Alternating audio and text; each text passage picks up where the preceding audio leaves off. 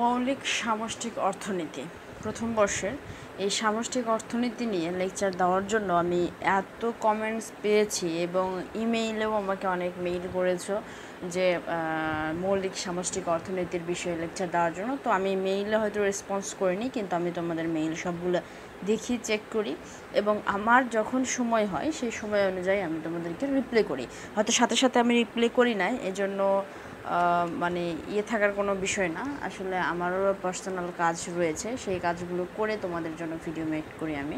যাই হোক, তো মৌলিক সামষ্টিক অর্থনীতির এটা আমরা আজকে থেকে শুরু করলাম এবং আমরা দিব, বেশি বেশি লেকচার দিব। এবং এখানে একটা কথা, এই কথাগুলো একটু শোনা খুবই জরুরি।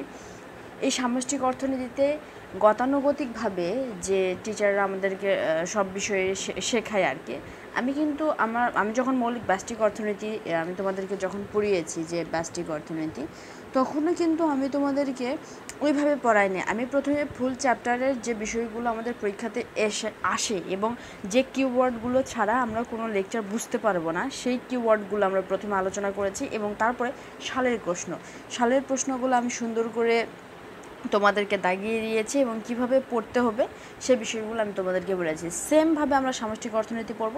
প্রথমে এই সামষ্টিক অর্থনীতির যে বিষয়গুলো আমাদের কিওয়ার্ডগুলো আমাদের জরুরি, এবং তারপরে আমরা এই প্রশ্ন থেকে মানে যে অধ্যায়টা শুরু করব সেই অধ্যায় থেকে কী কী প্রশ্ন সালে এসেছে আমরা সেইভাবে সালের প্রশ্নগুলো মানে দাগাবো। দেন আমরা সালের প্রশ্নগুলো থেকে পড়া শুরু করব। তো যাই হোক, আমি আজকে যেটা শুরু করছি সেটা হচ্ছে দ্বিতীয় অধ্যায়। তো প্রথম অধ্যায় নিয়ে আমি আলোচনা করব না। প্রথম অধ্যায় আমি সাধারণত খুব কমই প্রথম অধ্যায় নিয়ে আলোচনা করি, কারণ প্রথম অধ্যায় বলতে আমি সবসময় বলে থাকি যে প্রত্যেকটা অধ্যায়ের সারমর্ম থাকে প্রথম অধ্যায়ে। তো প্রথম অধ্যায়টা একটু হিজিবিজি টাইপের হয়, যাই হোক বাদ দেই। তো আমাদের দ্বিতীয় অধ্যায় সেটা হচ্ছে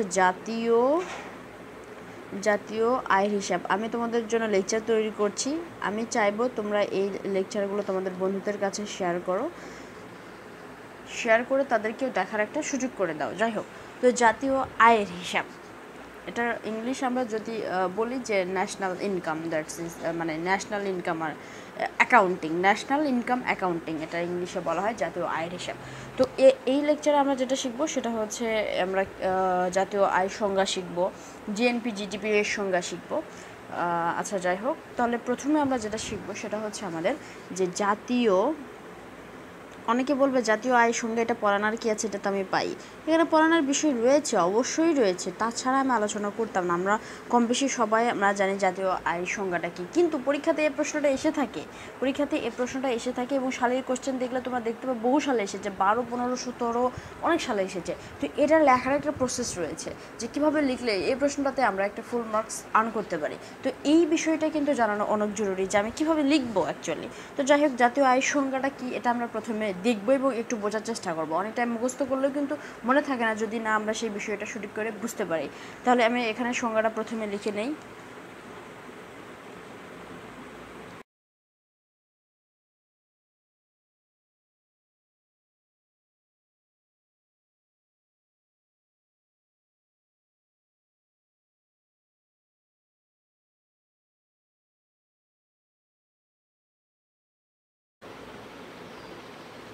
তো যাই হোক, আমি সংজ্ঞাটা লিখেছি।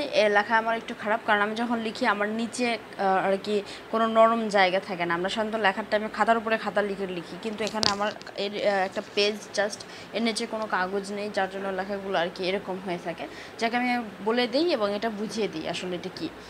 একটি নির্দিষ্ট সময়ে, সাধারণত 1 বছরে, একটি দেশের সকল জনগণ তাদের প্রাকৃতিক সম্পদ, শ্রম ও মূলধন ব্যবহার করে যে পরিমাণ চূড়ান্ত দ্রব্য সামগ্রী ও সেবা কর্ম উৎপাদন করে তার বাজার মূল্যের সমষ্টিকে জাতীয় আয় বলে। বিষয়টা কীরকম, যে হিসাব করা হয় একটি দেশের এখন বর্তমানে জাতীয় আয় কত, সেটা হিসাব করা হবে যে এই 1 বছরের মধ্যে সেই দেশ কতটুকু আয় করতে পেরেছে। কীরকম আয়, যে দেখো একটা নির্দিষ্ট সময়, সাধারণত 1 বছরে, এই বিষয়টা হিসাব করা হয় কত বছরে, 1 বছরের মধ্যে, মানে 1 বছরে কতটুকু আয় বাড়লো কিংবা কম পড়লো, এই বিষয়টা। যে একটি দেশের সকল জনগণ মানে আমজনতা আর কি, তাদের প্রাকৃতিক সম্পদ, শ্রম, মূলধন যার যে আছে, প্রাকৃতিক সম্পদ ব্যবহার করেও হোক বা শ্রম ব্যবহার করেও হোক, অথবা যাদের নিজস্ব টাকা রয়েছে সেই টাকা বিনিয়োগ করেও হোক, যে শ্রম অথবা মূলধন ব্যবহার করে যে পরিমাণ চূড়ান্ত দ্রব্য সামগ্রী ও সেবাকর্ম উৎপাদন করে তার বাজার মূল্য সমষ্টিকে, এই যে আমরা উৎপাদন করলাম 1 বছরে, প্রত্যেকটা জনগণ, একটি দেশে যতগুলো জনগণ থাকে, আমাদের দেশে এখন 16-17 বা যে যতটুকু জনগণ থাকে, এই জনগণগুলো পুরো 1 বছরের মধ্যে তাদের অর্থ, শ্রম, যে কোনো কিছু দিয়েই যে পরিমাণ মানে দ্রব্য উৎপাদন করে বা সেবা উৎপাদন করে, সেই সেবার বাজার মূল্যের সমষ্টিকে বলা হয় হচ্ছে এখানে জাতীয় আয়। তো জাস্ট সিম্পল একটা বিষয় যে 1 বছরে একটি দেশে সকল জনগণ মিলে যারা তাদের প্রাকৃতিক সম্পদ, শ্রম অথবা মূলধন ব্যবহার করে যে পরিমাণ দ্রব্য সামগ্রী সেবাকর্ম উৎপাদন করে তার বাজার মূল্য সমষ্টিকে জাতীয় আয় বলে। এই সংজ্ঞাটা আমরা একটু মুখস্থ রাখবো, ঠিক আছে? তো আমাদের প্রশ্ন যদি এই জাতীয় আয়ের সংজ্ঞা, এই প্রশ্নটা খ অথবা গ নম্বরে আসে, ম্যাক্সিমাম টাইমে খতে আসে, তার মানে এখানে হচ্ছে আমাদের 4 অথবা 5 মার্কস রয়েছে। তো আমরা তো এইটুকু লিখলে পারবো না 5 মার্কস, তাই না? তো এখানে আরেকটু বিস্তারিত লিখতে হবে। তো বিস্তারিত অর্থাৎ মূল যে বিষয়টা রয়েছে সেই বিষয়গুলো যদি তোমরা একটু ফোকাস করো তাহলে মার্কস পাওয়া কিন্তু অনেক সহজ। যেমন এখানে আমরা এখন বলবো যে এই যে কথাগুলো লিখলাম সেটাকে আমরা একটু ক্যালকুলেশন আকারে দেখাবো। কীরকম ক্যালকুলেশন? ধরো যে এখানে লিখবো যে ধরি যেমন এখানে বলবো যে ধরি কোনো দেশে উৎপাদিত n সংখ্যক দ্রব্যের পরিমাণ যথাক্রমে Q1 Q2 Q3 Qn। এই কথাটা হচ্ছে ধরলাম যে কোনো দেশে, ধরো আমাদের বাংলাদেশে n সংখ্যক দ্রব্যের পরিমাণ, ধরো 1000 কি বলবো টন, ধরো এমনি একটা বলতেছি যে n সংখ্যক বলতে আমরা সংখ্যাটা জানি না, যে n সংখ্যক দ্রব্যের পরিমাণ, দ্রব্যের পরিমাণ বলতে আমরা যেটুকু উৎপাদন করেছি, দ্রব্যের পরিমাণ যথাক্রমে এই দ্রব্যের পরিমাণগুলোকে নাম দেওয়া হয়েছে Q1 Q2 Q3 Qn। মানে এই পরিমাণ আমরা হচ্ছে উৎপাদন করেছি। তাহলে পরিমাণ উৎপাদন করলে তো হবে না, আমরা বলেছি যে বাজার মূল্য, তার মানে যেটুকু আমরা উৎপাদন করেছি সেগুলোকে আমাদের বিক্রি করতে হবে। তার মানে বিক্রি করার জন্য আমরা এখন নেব যে এবং দ্রব্যগুলো, এটা একটু তোমরা খাতা কলমটা নোট করে লেখো, তাহলে প্রশ্নটা ভালো হবে, বুঝতে তোমাদের ভালো হবে। দ্রব্যগুলোর দাম যথাক্রমে, অনেকে আজকে প্রথমে একটু কঠিন লাগতে পারে, 2-3টা লেকচার সঙ্গে থাকো তাহলে সহজ লাগবে। তাহলে P3 n, মানে আমরা উৎপাদন করেছি হচ্ছে এই পরিমাণ, মানে উৎপাদনের পরিমাণ Q দ্বারা কোয়ান্টিটি, মানে উৎপাদন করেছি Q1 Q2 Q3 এত পরিমাণ, এবং এই উৎপাদিত দ্রব্যগুলা আমরা বিক্রি করব, সেটার দাম হচ্ছে P1 P2 P3, ঠিক আছে? তাহলে এখন আমাদের জাতীয় আয়টা কিভাবে হবে? তাহলে দেখো, তাহলে জাতীয় আয়কে কী দ্বারা প্রকাশ করা হয়? ওয়াই দ্বারা প্রকাশ করা হয়। জাতীয় আয়কে কী দ্বারা প্রকাশ করা হয়? মনে রাখবো আমরা ওয়াই দ্বারা প্রকাশ করা হয়। জাতীয় আয় ইকুয়াল টু, তাহলে এটা আমাদের প্রথম পরিমাণ এবং এই পরিমাণের সাথে আমাদের দাম কী হবে? গুণ করতে হবে, তাহলে আমরা পারবো যে কী পরিমাণ আমরা পেয়েছি। তাহলে বিষয়টা এরকম, P1 Q1 মানে দাম এবং পরিমাণ, তারপরে যোগ P2 Q2 যোগ P3 Q3 ডট এটা চলে যাবে কোন পর্যন্ত? n পর্যন্ত। অর্থাৎ ধরো এই n এর মান যদি 100 হয় তাহলে 100 পর্যন্ত এই সংখ্যাটা চলে যাবে। তাহলে এইভাবে আমরা জাতীয় আয় পেয়ে যাব। তো এটাকে আমরা সামেশন আকারে লিখতে পারি। সামেশন মানে সবগুলাকে কি করা, এক জায়গায় করে PI QI, এবং আয়ের মানটা হবে 1 থেকে, অর্থাৎ 1 থেকে শুরু হবে, উপরে থাকবে n, এটা I ইকুয়াল টু 1, এটা থাকবে নিচে এবং উপরে থাকবে হচ্ছে n। তো এটাকে আমরা এইভাবে লিখতে পারি। এখন তোমরা এটাকে লিখবা যে y ইকুয়াল টু আমাদের হচ্ছে জাতীয় আয়, যাই হোক তোমরা বুঝতে পারছো কি বলতেছি। তারপরে পিআই মানে কি? আমাদের যে আয় সংখ্যক দ্রব্যের মূল্য। পি মানে কি? যে আমরা বলেছি পি মানে কি? দ্রব্যগুলোর দাম। পি মানে দ্রব্যগুলোর দাম। তারপরে এরকম কিউ দিবা, কিউআই মানে কি? দ্রব্যগুলোর পরিমাণ। কিউ মানে আমাদের কি জানি? দ্রব্যগুলোর পরিমাণ কিউ গেল। এখানে আরেকটা কথা হচ্ছে, তোমরা এখানে 2-3টা সংজ্ঞা দিতে পারো। যেমন আমি যদি তোমাদের কিছু বই থেকে দেখাই, তো দেখো এই বইয়ে তোমরা কিছু অর্থনীতিবিদদের সংজ্ঞা দেখতে পাচ্ছ। তোমরা যে কোনো বই থেকে যে কোনো সংজ্ঞা মুখস্থ করতে পারো। যেমন প্রফেসর মার্শাল এর মতে, যেমন কোনো দ্রব্যের জমি, শ্রম, মূলধন প্রভৃতি উপকরণের সাহায্যে 1 বছরের মধ্যে যে পরিমাণ দ্রব্য সেবা উৎপন্ন হয় তার বাজার মূল্য সমষ্টিকে জাতীয় আয় বলে। এই সংজ্ঞাগুলো এখান থেকে একটা নিলা বা এখান থেকে একটা নিলা, যে কোনো 2-3টা একটু মুখস্থ করে রাখার চেষ্টা করবা। কারণ হচ্ছে তোমরা এই সংজ্ঞাগুলো যদি দাও, যখন বলে এটার সংজ্ঞা দাও, ওটার সংজ্ঞা দাও, এই কথা প্রশ্ন বললে যদি তোমরা কোনো এরকম লেখকের সংজ্ঞা দিতে পারো, সেক্ষেত্রে প্রশ্নটাতে তোমরা 100% একটা মার্কস পাওয়ার পসিবিলিটি রয়েছে। আমি বলছি না এটা তোমাদেরকে হুবহু লিখতে হবে, কিন্তু একটু কাছাকাছি তো যেতেই হবে।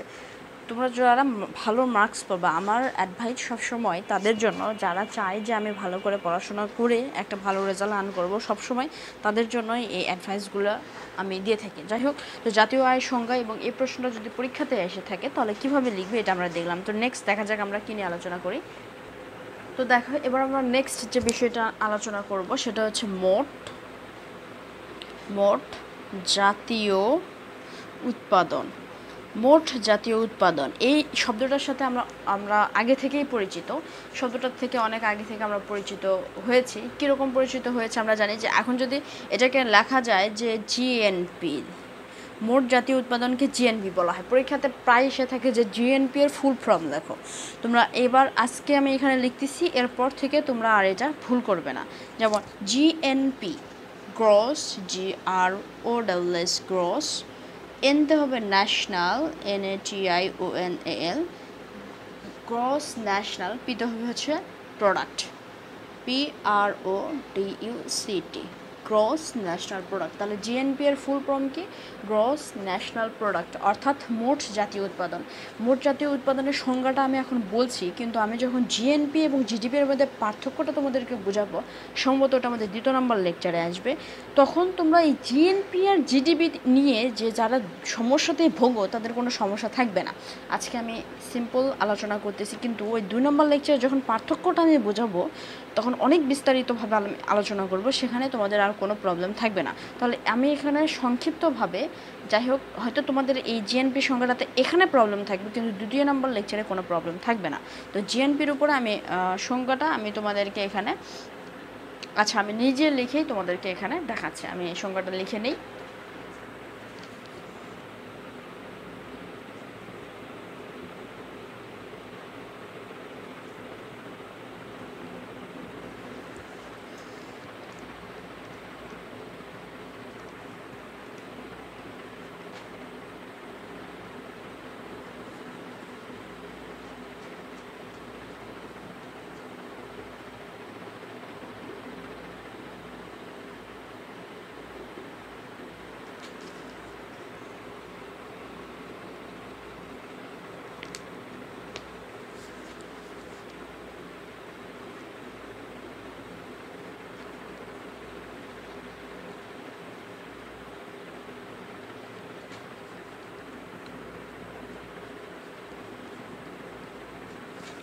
আচ্ছা, আমি এখানে সংজ্ঞাটা লেখা শেষ।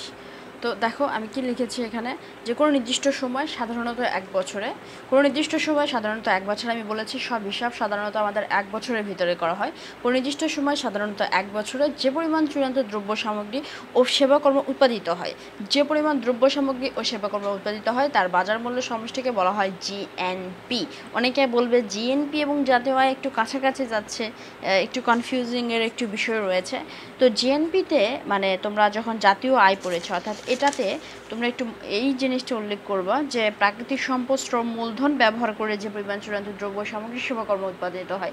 আসলে দুইটা সেম, কাছাকাছি, কিন্তু এটা একটু মডিফাই করে তোমরা এই প্রাকৃতিক সম্পদ, শ্রম, মূলধন দিবা যখন জাতীয় আয়ের সংজ্ঞা বলবে। আর যখন বলবে জিএনপি তখন সংজ্ঞাটা হচ্ছে আমাদের এইরকম, যে কোনো নির্দিষ্ট সময় যে পরিমাণ চূড়ান্ত দ্রব্য সামগ্রী ও সেবাকর্ম উৎপাদিত হয় তার বাজার মূল্য সমষ্টিকে জিএনপি বলা হয়। অনেকে এখানে আমাকে প্রশ্ন করতে পারো, এই জিএনপিটাকে কি বিদেশিদের আয় থাকবে কিনা, বা আমাদের দেশের যারা বিদেশিতে রয়েছে, যেমন বিভিন্ন প্রবাসী থেকে কাজ করে, তাদের আয় এখানে যুক্ত হবে কিনা। আমি বলেছি এই বিষয়ে বিস্তারিত আমরা আলোচনা করব আমাদের 2 নম্বর লেকচারে। যাই হোক, তো এটাতে আমরা এখন বলতে পারি যে তাহলে আমরা কি বলেছি, চূড়ান্ত দ্রব্য সামগ্রী সেবাকর্ম উৎপাদিত হয় তার বাজার মূল্য সমষ্টি। তার মানে এখানে পরিমাণ রয়েছে এবং বাজার মূল্য রয়েছে। পরিমাণকে আমরা কিউ দ্বারা প্রকাশ করি এবং বাজার মূল্যকে পি দ্বারা প্রকাশ করি। তো এই বিষয়টা আমরা এখন লিখব যে এন সংখ্যক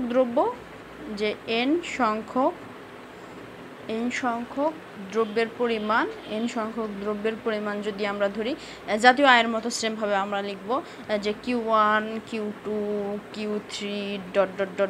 Qn, এবং দ্রব্যের হচ্ছে দাম আমরা বা মূল্য আমরা ধরব P1, P2, P3 ... Pn। তাহলে এটাকে জিএনপিতে আমরা কীভাবে প্রকাশ করব? জিএনপি ইকুয়াল টু আমাদের P1 গুণন Q1 যোগ P2 গুণন হচ্ছে Q2 যোগ P3 গুণন হচ্ছে Q3 ...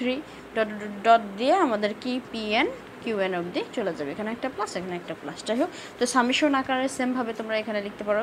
সামেশন উপরে থাকবে এন, নিচে আই, মানে এই আই দ্বারা প্রকাশ করা হয় যে আমরা কোথায় থেকে শুরু করছি। এই সংখ্যাটা আমরা 1 থেকে নিচ্ছি।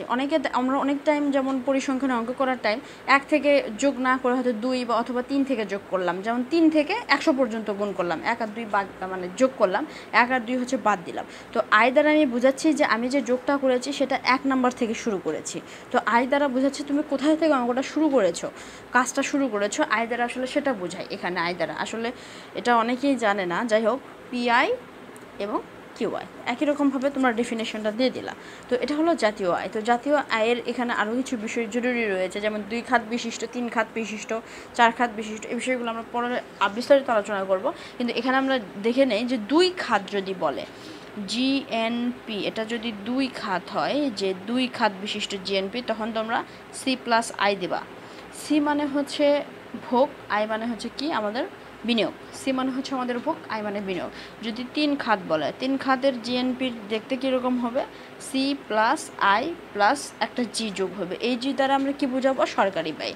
যদি 4 খাত জিএনপি বলে, C plus I plus G plus হচ্ছে এক্স এন, তাহলে সি মানে হচ্ছে ভোগ, আই মানে হচ্ছে আমাদের কি বিনিয়োগ, জি মানে হচ্ছে আমাদের সরকারি ব্যয়, এবং এক্স মানে হচ্ছে আমাদের এক্স মানে হচ্ছে আমাদের রফতানি। রফতানি কি মানে আমাদের দেশ থেকে যে জিনিসগুলো দেশের বাইরে যায়, যেমন পোশাক, যেমন আমাদের হচ্ছে পোশাক শিল্প, যেমন কাপড় চোপড় আমাদের দেশে উৎপাদিত হয়, সেগুলো বিদেশে রফতানি করা হয়, মানে বিদেশের লোকজন আমাদের থেকে কাপড় কিনে নেয়, এরকম টাইপের, সেটা রফতানি। আমি জানি অনেকে জানো, যাই হোক। আচ্ছা, রফতানি। আর এম মানে হচ্ছে আমদানি, যেমন আমরা বিদেশ থেকে কী কী নিয়ে আসি, যেমন কিছুদিন আগে আমাদের মানে আমদানি, মানে আমরা বিদেশ থেকে অনেক কিছুই আমদানি করি, যেমন আমরা ভারত থেকে পেঁয়াজ আমদানি করি, চিনি আমদানি করি, মানে অন্য দেশ থেকে আমাদের দেশে ঢুকাই।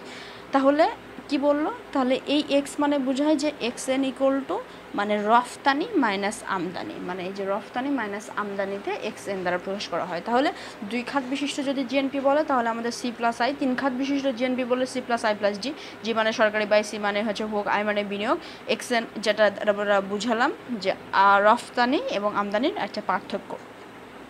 তো ঠিক আছে, আমি আরও বিস্তারিত অনেকগুলো বিষয় আলোচনা করতে চাই, যেমন নিট জাতীয় উৎপাদন, কিন্তু আমি দেখতেছি ভিডিওর লেন্থ 18 মিনিট অলরেডি হয়ে গেছে। তো কি করব বুঝতে পারছি না, আজকের ভিডিওটা এখানে রেখে দিই। 2য় নাম্বার লেকচারে আমি পার্থক্য আলোচনা করতে চেয়েছিলাম, তো সেটা সম্ভবত 3য় নাম্বার লেকচারে চলে যাবে। তো আজকে পর্যন্তই, সবাই ভালো থাকো, সুস্থ থাকো।